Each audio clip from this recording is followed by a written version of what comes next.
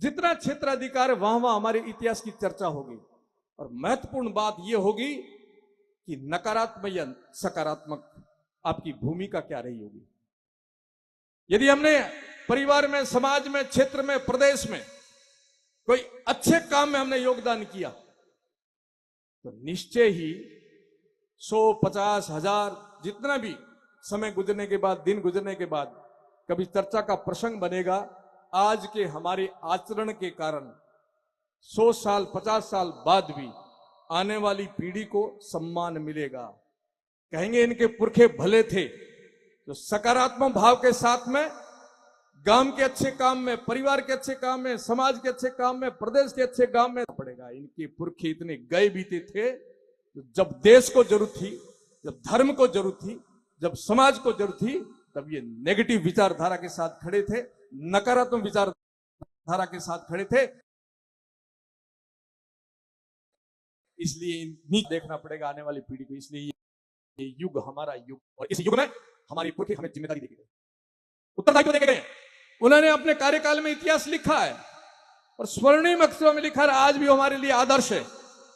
पर वर्तमान इतिहास लिखने की जिम्मेदारी है तो हम सब पर है, और ऐसा अवसर फिर नहीं आना, क्योंकि इस समय ये भारत के लिए स्वर्णिम युग चल रहा है, हम सब के लिए स्वर्णिम युग चल रहा है।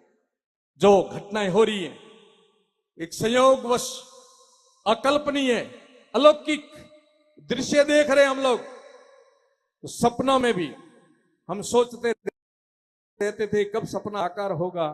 राम मंदिर जैसा हमारा साकार सपना इस युग में हुआ, हमने देखा है। मैं एक का उदाहरण देता हूं, ऐसे असंख्य उदाहरण है। ये संकेत ये मेरे से पूर्व पूज्य महाराज जी बोले थे कि हमारा देश का मुखिया यदि बाहर का देशों में तो देश को सम्मान मिलता है। ये स्वर्णिम युग के प्रतीक है और ये पहचान है। पहले मुखिया जाते रहे, सबसे पीछे पंक्ति में दिखते थे, और अब कभी कोई मुखिया अपना जाता है, माने प्रधानमंत्री जी, तो अग्रिम पंक्ति में खड़े रहते, पूरे विश्व के बड़े प्रतिनिधि उनके चरण स्पर्श करके आशीर्वाद लेते। ये संकेत है, स्वर्णिम युग के संकेत है। ये समय ये है, और इस समय यदि हम चूक गए तो दोषारोपण होगा हमारे ऊपर, क्योंकि मैंने इसको कर्तव्य भी कहा है और इसको धर्म भी कहा। मैं नहीं कह रहा हूं, शास्त्र कह रहे हैं कर्तव्य, ड्यूटी, जिम्मेदारी और धर्म एक ही बात। ये बात पूरी करूंगा। भगवान ना करे अपनी गाड़ी से कोई गाय मर जाए तो बहुत दुख पीड़ा होती है कि आज बहुत बड़ा अन्याय और पाप हो गया मेरे से। किस प्रकार से गौ माता के पाप से मुक्त हुए, हम दान पुण्य सेवा करके प्रयास करेंगे, गंगा जी जाकर के ये गौ माता के पाप से मुक्त हुए।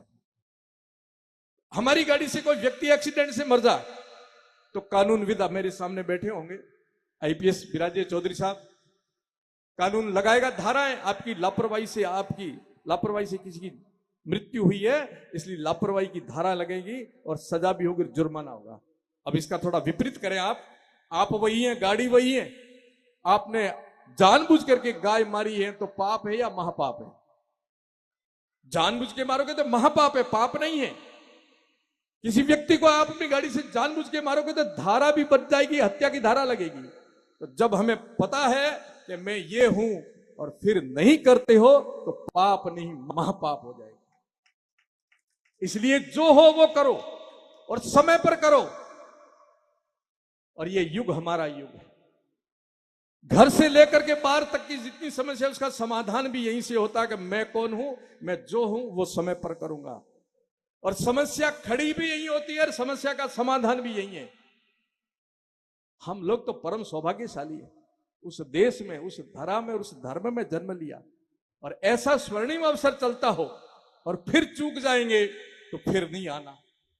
ये मानव देह दुर्लभ है और बहुत बहुत तप और साधना, दान पुण्य सेवा करने के बाद ये पुण्य आत्मा के रूप में, मनुष्य के रूप में हम लोग आए। ये सामने बैठे हमारे आने वाला भारत, अभी भाई साहब के पाथे में हमने सुना, अन्य वक्ताओं के पाथे से भी सुना कि भारत को 100 वर्ष हो जाएंगे स्वतंत्र हुए। कल्पना करो वो दिन जब भारत स्वतंत्र था, उससे पहले के दिनों को देखो जब मुगलों का राज था। कभी पढ़ो इतिहास को, उनको अनुभूत करो। वो जो सीरियल को पर्दे पर नाटक होता है तब कैसे अनुभूति कराते, ऐसे आप अनुभूतियां करो कि मैं आज से 200 साल बाद का दृश्य बन रहा हूं। उस समय मेरे जो पूर्वज थे उनके ऊपर आताताइयों ने किस प्रकार से आक्रमण किए, कितनी कठिनाइयां दी, और फिर भी वो अडिग रहे। उन्होंने धर्म की ध्वजा को नीचे नहीं आने दिया, मां भारती के सम्मान को नीचे नहीं आने दिया, हमारी परंपराओं को चोट नहीं पहुंचाने दी। विषम परिस्थितियों में भी उन्होंने सब कुछ सुरक्षित रखा। वो देखो क्या दृश्य था, कितना कठिन दौर होगा शकों का, हुणों का, मुगलों का, एक कल्पना करो। उसके बाद अंग्रेजों का कालखंड आया, कितना वेदनाएं झेली हमारी क्रांतिकारियों ने। क्या स्वप्न था उनका, वो सुख से रह सकते थे, अंग्रेजों की गुलामी कर सकते थे, नौकरी ले सकते थे, बड़े पद पर बैठ सकते थे।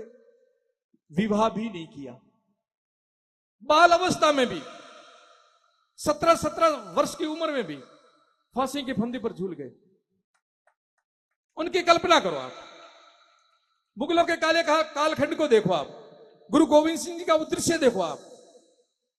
जोरावर सिंह जोर से बोला, फतेह सिंह शोर से बोला, यही दीवारें बोलेगी, रखो ईंट भरो गारा। किसको कह रहे थे? छोटे छोटे बच्चों को पकड़ करके दीवार के अंदर खड़े कर दिया। धर्म परिवर्तन करो, नहीं तो आपको जिंदा दीवार में चुना जाएगा। फतेह सिंह और जोरावर सिंह, आप सबने तो सुना है, इन बच्चों के लिए बोल रहा हूं। बच्चों, गुरु गोविंद सिंह जी के बच्चे दो पकड़े गए। उनको उम्र में थोड़ा फर्क था, तो कद में भी थोड़ा फर्क था। ये मैं कोई कपोल कल्पित बात नहीं कह रहा हूं, आपने पढ़ा होगा, नहीं तो क्योंकि आजकल तो ये पाठ्यक्रम में है ही भी नहीं, पर सौभाग्य की अब वापिस आ जाएगा। दोनों बच्चों को ले गए खुले मैदान के अंदर, जैसे हम लोग आज पंडाल में बैठे, लोग सब खड़ी जनता, और उन दोनों को लाया। बीच में खड़े होकर के मुस्लिम समाज का उस समय का जो भी मुखिया, जो राष्ट्र के ऊपर दुर्दांत बन करके खड़ा था, उसने कहा धर्म परिवर्तन करेंगे तुम्हें मुगल बनाया जाएगा, नहीं तो हां करो या तुम्हें दीवार में जिंदा चुना जाएगा। आप बच्चों कल्पना करो, मां बाप, अभिभावक, गांव के सब खड़े हैं, हमारे में से दो बच्चों को उठा करके इस प्रकार किया जाए, और दीवार में ईंटें रख रहे बच्चे टस से मस नहीं, धर्म नहीं छोड़ेंगे, मुसलमान नहीं बनेंगे। करते करते ईंटें रखते रखते यहां तक आई, एक बड़ा था एक छोटा था, छोटे के सिर पर पहले आने लगी तो बड़ा रोने लगा, बड़े की आंखों में आंसू आ गए। छोटे वाले को क्रोध आया कि भाई तू इतना कमजोर निकला, पहले तो बड़ी डींगे हाँकता था, धर्म पर मरूंगा मिटूंगा, और अब मौत आई तो रोने लगा। छोटे भाई, मौत से डर करके नहीं रो रहा हूं, पर मेरा दुर्भाग्य है कि बड़ा तो मैं हूं, पर देश और धर्म के लिए तू पहले न्योछावर हो रहा, तेरे पर ईंट पहले आएगी, इसलिए रो रहा हूं। ये मुझे क्यों नहीं सौभाग्य मिला? किन किन के उदाहरण दूं आपको, किस प्रकार का इतिहास रहा हमारा, उसे गुजरते गुजरते यहां तक पहुंचे। ये युग हमारा युग, और ये युग स्वर्णिम युग आ गया है। देश को स्वतंत्र कराने वाले क्रांतिकारियों ने सपने देखे, सबसे मुक्ति होते होते अब देश बागडोर हमारे अपनों के हाथ में आया। बलिदान दिया, फांसी पर जुड़े, काले पानी की सजा भुगती, और कितनी यातनाओं के बाद भी अडिग रहे। उन्होंने सपना देखा, मेरा भारत महान बनेगा, मेरा भारत पुनः विश्व गुरु बनेगा, मेरा भारत पुनः सोने की चिड़िया बनेगा, मेरा भारत बंधुत्व के भाव से सबको खड़ा करेगा, सर्वे हिंदू सहोदरा के भाव से हम अखंड भारत की तरफ बढ़ेंगे। ये सब सपने देखे उन्होंने, और देश को स्वतंत्र कराया, और निश्चय ही वो 100 वर्ष आने वाले हैं। एक बात कहकर एक बात पूरी करूंगा बच्चों, आपके लिए विशेष कह रहा हूं, 2047 में 100 वर्ष हो जाएंगे। हो सकता है इनमें हम में वो दृश्य देखने का मौका भगवान दे, परंतु उस समय आप जीवित रहेंगे। आज जो आप अपने कर्तव्य का निर्वहन करोगे, आज से ठानोगे कि जब 100 वर्ष हो जाएंगे भारत को स्वतंत्र हुए, मेरे क्रांतिकारियों के संकल्प को, उनके सपनों को, मेरे अपनों के सपनों को 100 वर्ष बाद भारत को सर्वोच्च शिखर पर ले जाने का आज हम संकल्प लेंगे। सब लेंगे, हम सब लोग लेंगे, सबका कर्तव्य बनता है, संत के नाते मेरा भी बनता है, आपका भी बनता है, इनका भी बनता है। 100 वर्ष बाद दृश्य जो खड़ा होगा उसकी अनुभूति आप लोग करेंगे। हम तो हमारी भूमिका निभा के चले जाएंगे, जो भूमिका रहेगी उसको निभाएंगे, परंतु वो दृश्य जो होगा वो एक अलौकिक दृश्य होगा 100 वर्ष होने पर। वो ये होगा, आज हम 1 अरब 45 करोड़ लोग, हो सकता है कुछ विकृत मानसिकता के निकल जाएं, पर अधिकांश लोग संकल्प ले लें कि मैं संकल्प लेता हूं भारत को स्वतंत्र हुए जब 100 वर्ष होंगे, आज से लगूंगा और 100 वर्ष होते ही भारत शिखर पर बैठ करके देश का प्रतिनिधित्व करेगा, बंधुत्व भाव से, मित्र भाव से देश दुनिया को ज्ञान विज्ञान पर सर्वोच्च ले जाएगा और भटके हुए मानव को ज्ञान देकर के सही रास्ते पर ले जाएगा। और मैं आपको दावे के साथ कह सकता हूं कि आपकी भूमिका अभी आप निभाओगे तो कोई न कोई जिस पद पर बैठोगे और आप कभी बाहर का दौरा करोगे, विदेश जाओगे, तो वहां आपको सम्मान के साथ देखेंगे और कहेंगे कि ये उस देश के नागरिक है जो हम सबको लीड कर रहा है, हम सबका नेतृत्व कर रहा है और विश्व की महाशक्ति का नागरिक है।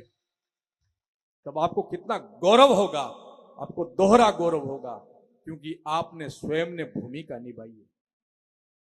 और उस समय वो दृश्य देखोगे, आपसे आने वाली बाद की पीढ़ी, 2047 के बाद की पीढ़ी, उनको यह अनुभूति नहीं होगी, वो आनंद लेंगे जिस प्रकार हम ले रहे हैं आजादी के बाद।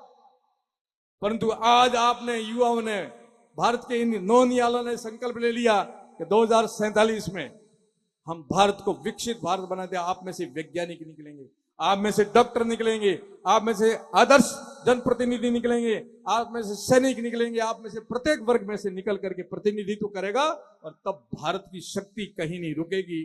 यही आशा लेकर के आपके बीच में आए हैं हम सब लोग। उठो, जगो, अपने स्वरूप को पहचानो, अपने कर्तव्य का बोध करके अपने कर्तव्य का पालन करो और अपनी भूमिका जितनी है इतनी निभा दो। छोटी गिलहरी के रूप में हो तो राम सेतु जब बन रहा था तो उस गिलहरी ने अपनी भूमिका गिलहरी जितनी निभाई थी।